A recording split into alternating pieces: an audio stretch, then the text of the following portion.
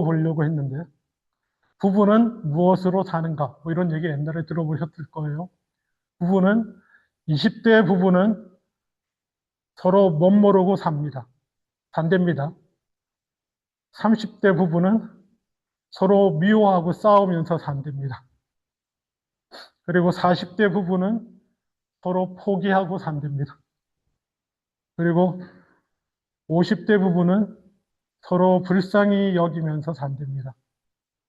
60대 부부는 서로 필요, I need you 하면서 살고, 70대 부부는 서로 감사하며 고마워서 산답니다.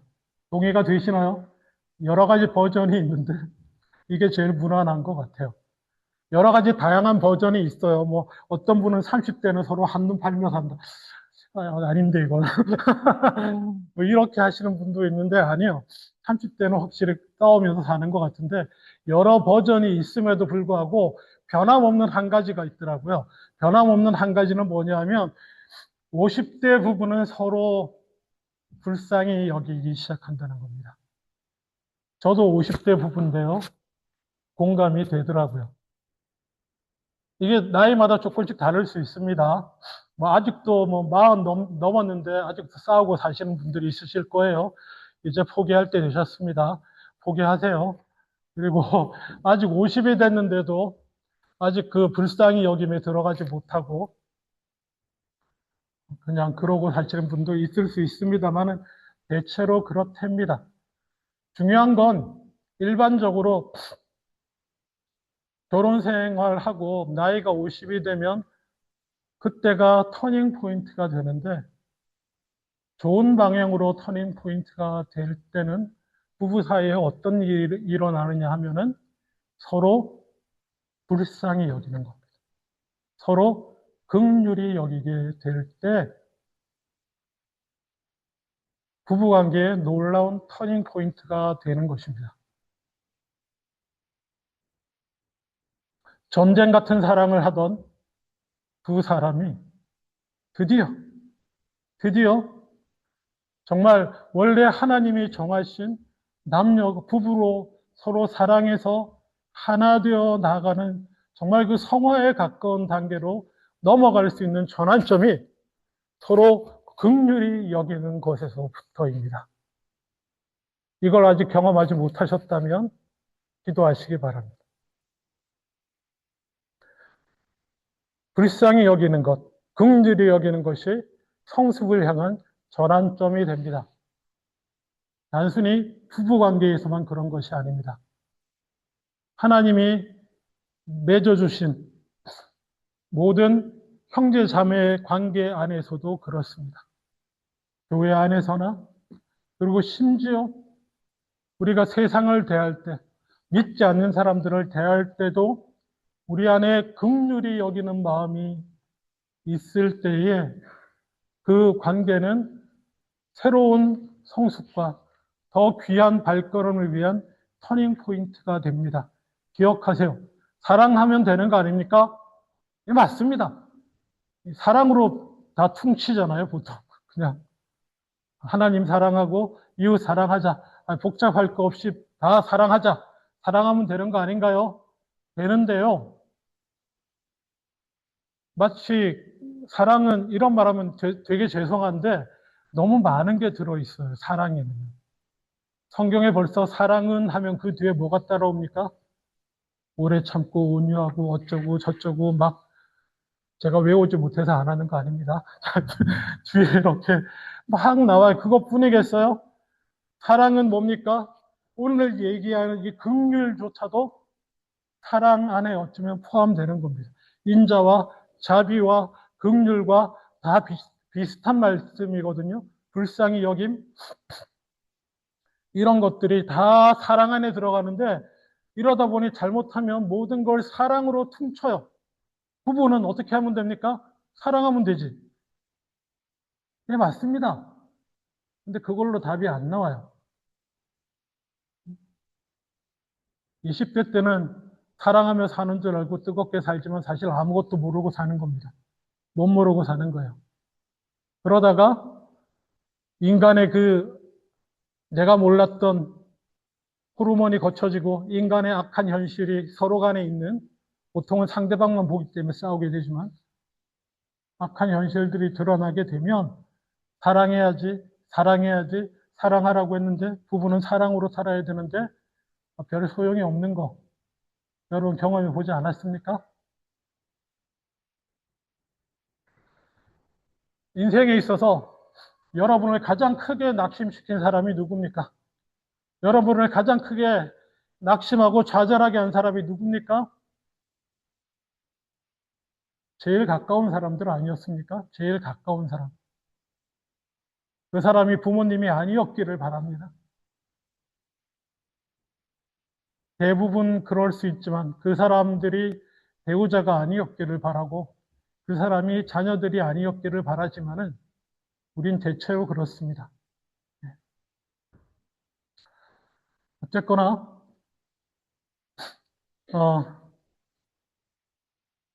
긍휼은 터닝 포인트가 됩니다. 그래서 예수님께서 긍휼히 여기는 자는 복이 있나니 그들도 긍휼히 여김을 받을 것이다. 이 말씀을 오늘 묵상해 보기를 원합니다. 긍휼히 여긴다라는 말이 한자어긴 한데 이 한자어보다 쉬운 말로는 불쌍히 여긴다라는 말이 있는데 불쌍이라는 단어는 약간 부정적인 의미가 들어갈 수 있습니다. 우리말에 보면 누구를 불쌍하게 여기는 건 어떻습니까? 나는 돈이 있고 쟤는 노력하고 애썼지만 돈 한 푼 못 벌고 거지꼴이 됐을 때 약간 불쌍한 느낌? 이런 거. 그렇죠? 나는 뭐 이런 지위에 있고 이런 대우를 받는데 쟤는 그러지 못하고 쯔쯔쯔 불쌍한 약간 이런 느낌을 가질 수 있는데요.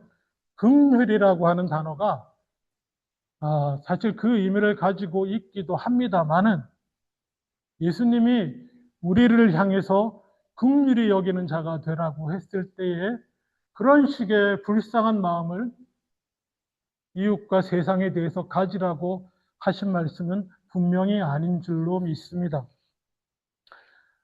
이 긍휼이란 단어는 히브리어로는 락힘이나 혹은 헤세드, 인자라고 하는 단어로도 번역이 되긴 하지만 이게 참 애매해요. 여러 가지로 많이 번역이 돼서 그저 성경을 통해서 이 인자라는 말이 인자의 의미가 우리에게 가장 분명히 드러나는 구절은 저는 시편 103편이라고 생각합니다. 거기서 살펴볼 수밖에 없는데 시편 103편 13절 14절인데요.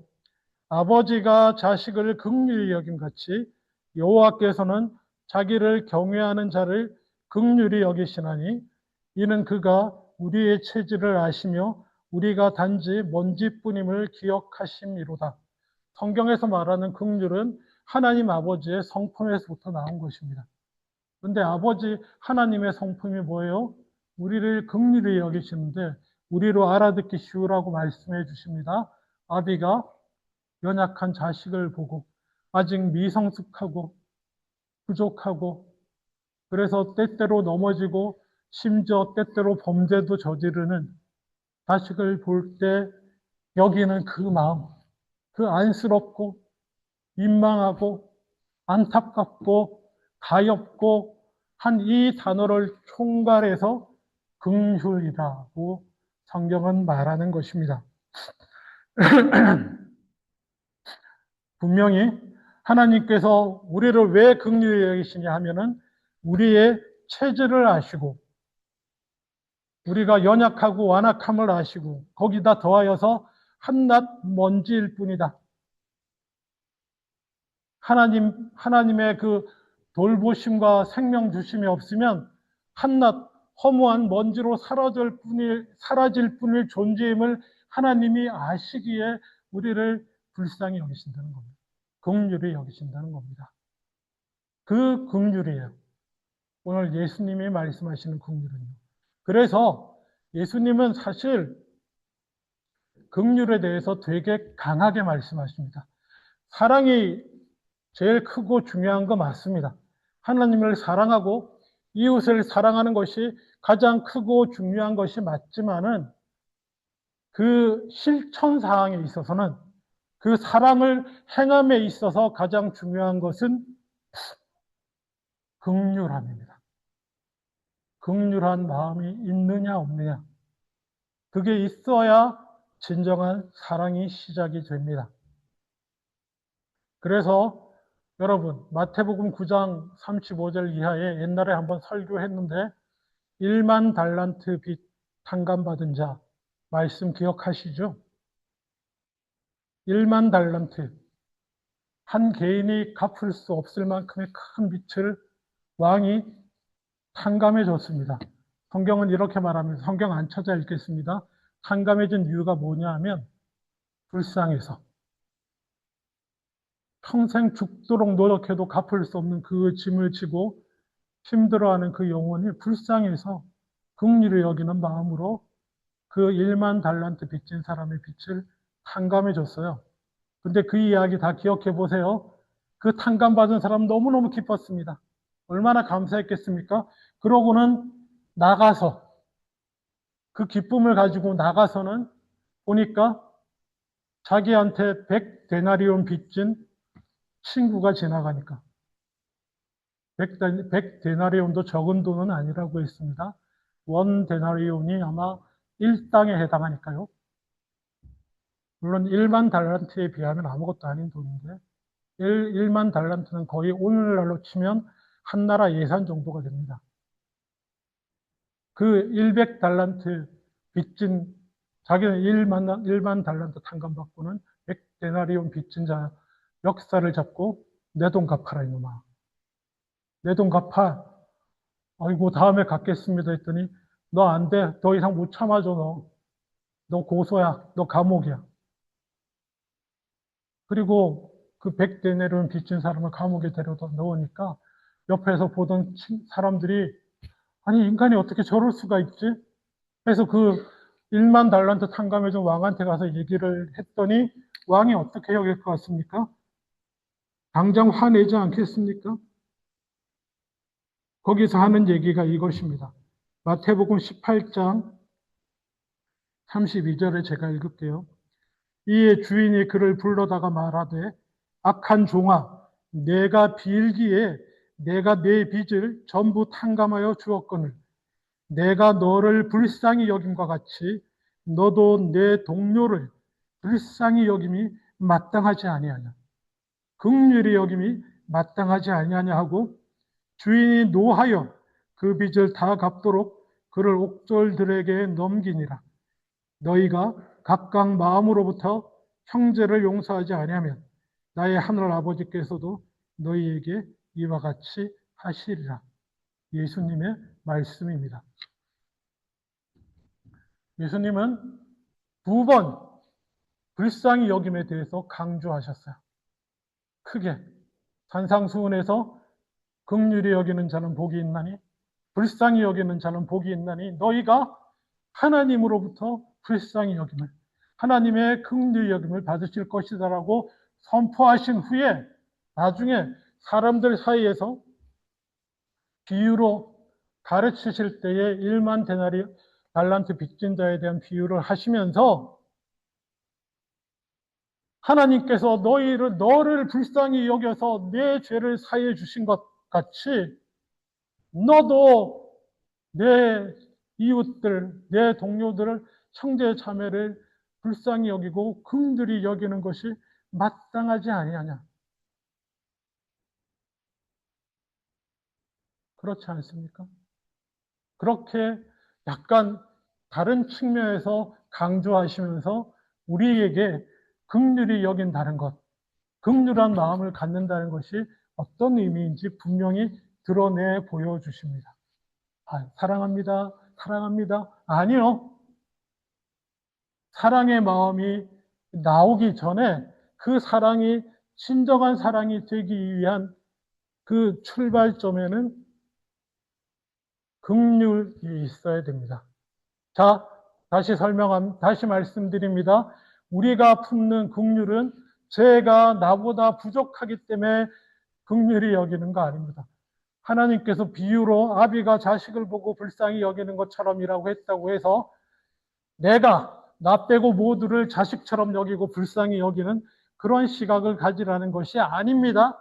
오해하지 마십시오. 우리의 긍휼은 뭐예요? 하나님이 나 같은 죄인을 1만 달란트 빚진 것 같은 그 어떤 것으로도 갚을 길 없는 죄의 짐을 지은 나 같은 죄인을 내가 애초에 이 문제를 해결할 능력이 없는 자임을 아시고 내 죄값을 어찌할 어떤 풀을 써도 거룩하고 하나님 보시기에 죄 안 짓고 이로운 자가 될 길이 없음을 아시고 그래서 불쌍히 여기신 그 긍휼하심을 내가 입어서 탕감받고 살았다고 한다면 너희도 그 마음으로 동일한 너와 똑같은 죄인들인 이웃을, 형제 자매를, 부모를, 자식을, 친구를 불쌍히 여기라는 것입니다. 무섭게 말씀하셨어요.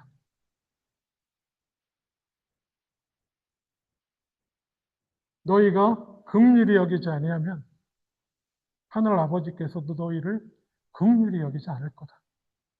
너희를 불쌍히 여기지 않을 거다. 하나님이 우리를 불쌍히 여기지 않으시면 우리 인생이 어떻게 되는지 아십니까? 무서운 말씀을 하신 것입니다. 예수님도 그 모든 사역을 하실 때 물론 사랑하시니까 하셨지만 성경은 구체적으로 이렇게 말합니다. 마태복음 9장 35절 이하 예수께서 모든 도시와 마을에 두루 다니사 그들의 회당에서 가르치시며 천국 복음을 전파하시며 모든 병과 모든 약한 것을 고치시니라. 무리를 보시고 불쌍히 여기시니 이는 그들이 목자 없는 양과 같이 고생하며 기진함이라. 예수님의 사역과 함께 등장하는 단어들은 불쌍히 여기십니다. 긍휼히 여기는 마음이에요.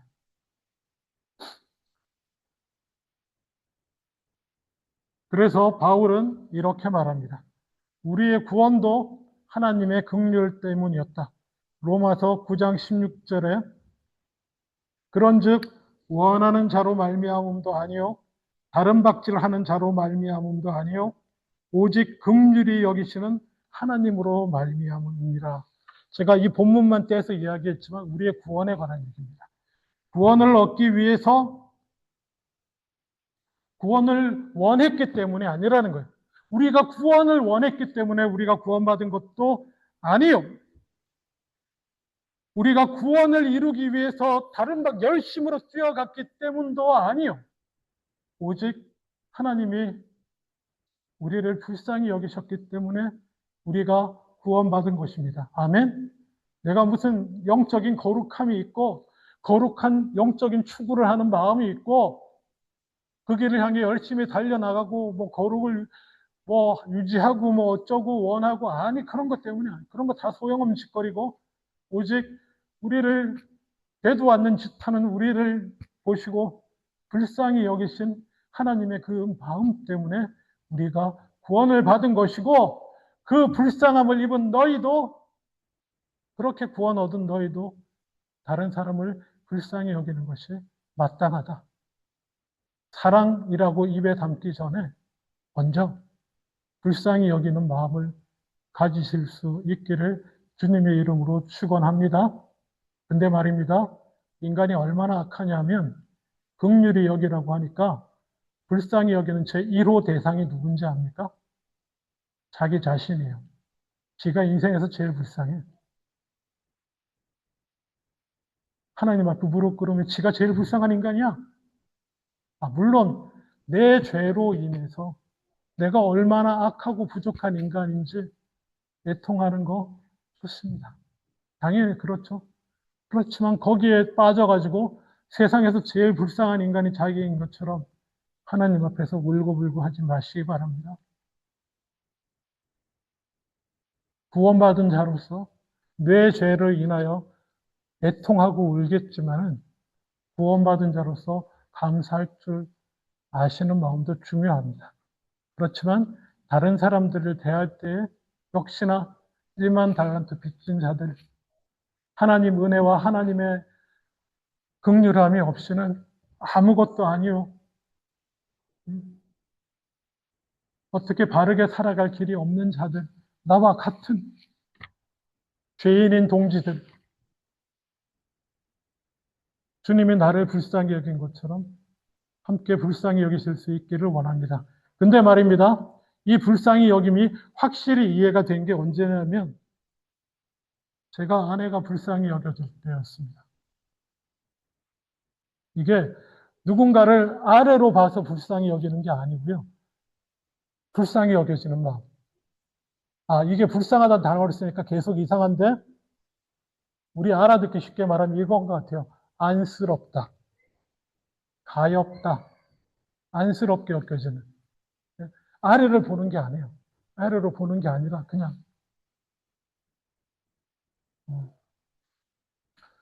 안쓰러운 마음, 이걸로 표현해 보죠. 그런 마음 가지실 수 있기를 바랍니다.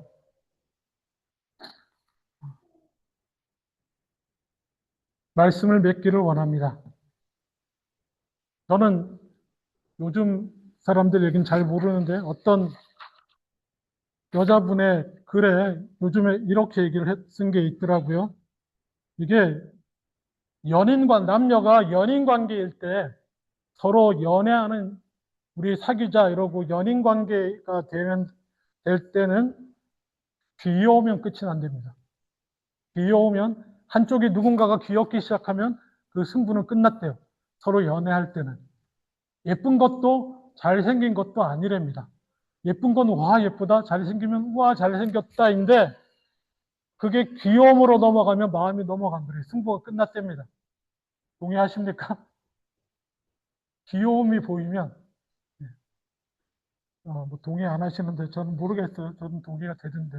하여튼 근데 결혼은요. 결혼한 부부 관계에 있어서는 제 얘기가 아니면 어떤 여자 에세이 쓰시는 분인데 부부 관계에서는 불쌍하면 끝났답니다. 부부 관계는 서로 불쌍해 보이면 이제는 돌이킬 수가 없답니다. 불쌍하면 이제 같이 죽는 것밖에 남는 게 없답니다. 영원히. 서로 불쌍히 보이기 시작하면 승부가 끝났다고 합니다. 그 불쌍함에 관해서 그냥 마지막으로 한번 읽어드릴게요. 아무래도 여자분이신데 이 수필 쓰신 분이 제가 그냥 읽어드릴게요. 부부 사이에는 상대가 불쌍해 보이는 게 진짜 무서운 것 같다. 안쓰럽고 짠하고 마음 쓰이는 불쌍함. 이 사람을 너무 잘 이해해서 이 사람이 처한 상황이 너무 가여워서 울컥 눈물이 날 것 같은 그런 불쌍함. 다른 모두가 이 사람을 형편없이 볼 때 이 사람이 이제껏 얼마나 노력해 왔는지, 지금도 얼마나 최선을 다하는지 그 진심이 나는 느껴질 때 하루 종일 삽질하고 들어와 대판 싸웠어도 등 돌리고 잠든 그 새근새근한 숨소리가 들리면 묘한 안도감이 들 때 이렇게 쓰시더라고요. 이렇게 안쓰럽고 불쌍해지면 끝났다고 합니다. 저는 끝났다는 의미가 이렇게 이해합니다. 진정한 사랑으로 나아가는 터닝 포인트가 거기서 시작이에요. 여러분, 저는 그냥 알아듣기 쉬우라고 부부관계에 대해서 말씀해 드렸는데요. 하나님이 세우신 모든 관계가 그렇습니다. 서로 긍휼히 여기기 시작할 때에 이제 진정한 사랑이라 부를 만한 관계로 들어가게 되는 줄로 믿습니다. 긍휼히 여기는 자가 되시기 원합니다. 주님이 말씀하셨습니다. 긍휼히 여기는 자가 복이 있더라고요. 기도하겠습니다. 아버지 하나님, 서로 긍휼히 여기게 하여 주시옵소서. 하나님의 긍휼함을 받는 우리, 하나님의 긍휼함이 날마다 필요한 우리, 서로 긍휼히 여기며 불쌍히 여기며 살아가게 하여 주시옵소서. 감사드리고 예수님 이름으로 기도합니다. 아멘. 다 일어나셔서 찬송합니다.